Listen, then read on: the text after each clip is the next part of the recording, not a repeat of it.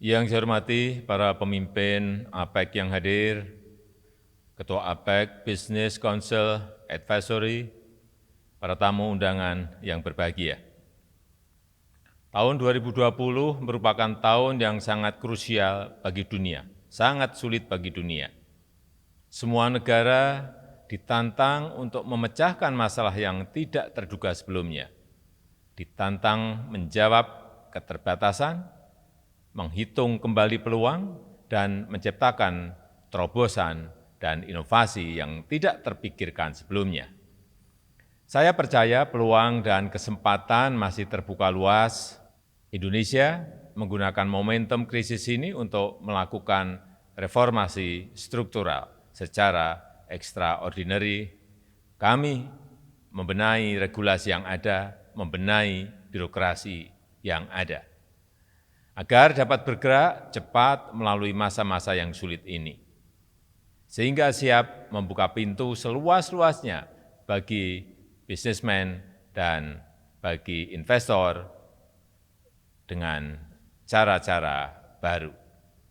Bapak Ibu hadirin yang saya hormati, beberapa minggu yang lalu Indonesia telah mengesahkan Undang-Undang Omnibus Law Cipta Kerja.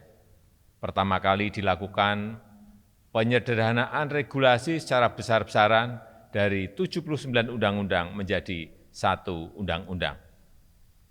Tujuan utama kami adalah menciptakan iklim berusaha dan investasi yang berkualitas bagi para pelaku bisnis, termasuk UMKM dan investor asing. Regulasi yang tumpang tindih dan prosedur yang rumit dipangkas. Rantai birokrasi perizinan yang berbelit-belit dipotong, serta pungutan liar yang selama ini menghambat usaha dan investasi juga diberantas. Dengan tetap mengutamakan komitmen kami untuk perlindungan kepada lingkungan, komitmen ramah lingkungan.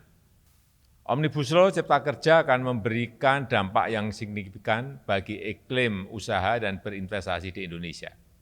Pertama, proses perizinan berusaha dan berinvestasi menjadi lebih sederhana dan lebih dipercepat.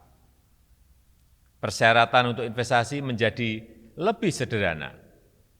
Perizinan usaha untuk usaha mikro kecil tidak diperlukan lagi, cukup hanya dengan pendaftaran saja. Kedua, pungutan liar dan korupsi dipotong dengan cara mengintegrasikan seluruh proses perizinan ke dalam sistem perizinan elektronik melalui sistem OSS, Online Single Submission. Ketiga, kegiatan usaha dan berinvestasi makin dipermudah. Pembentukan perseroan terbatas dibuat lebih sederhana dan tidak lagi ada pembatasan modal minimum. Pengurusan paten, merek juga dipercepat. Pengadaan tanah dan lahan bagi kepentingan umum dan investasi jauh lebih mudah. Keempat, berinvestasi di kawasan ekonomi khusus, kawasan perdagangan bebas dan pelabuhan bebas semakin dipermudah, serta semakin menarik dengan adanya berbagai fasilitas dan insentif.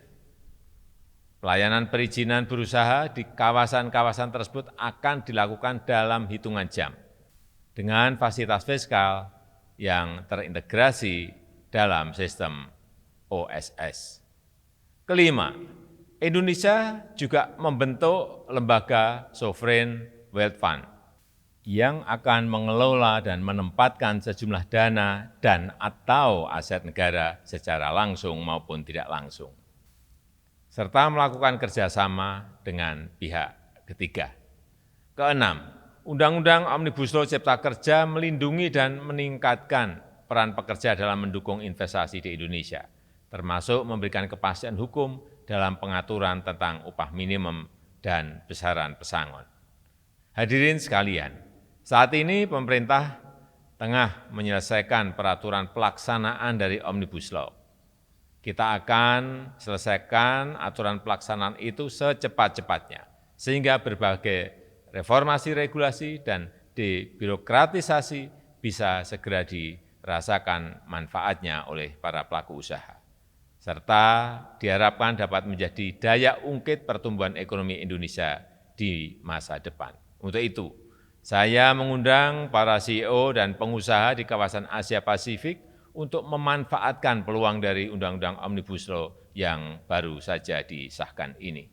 Saya yakin para pengusaha serta pelaku bisnis domestik dan internasional akan merasakan efek positif dari berbagai potensi dan insentif dari kebijakan ekonomi yang dikeluarkan Indonesia di masa pandemi ini.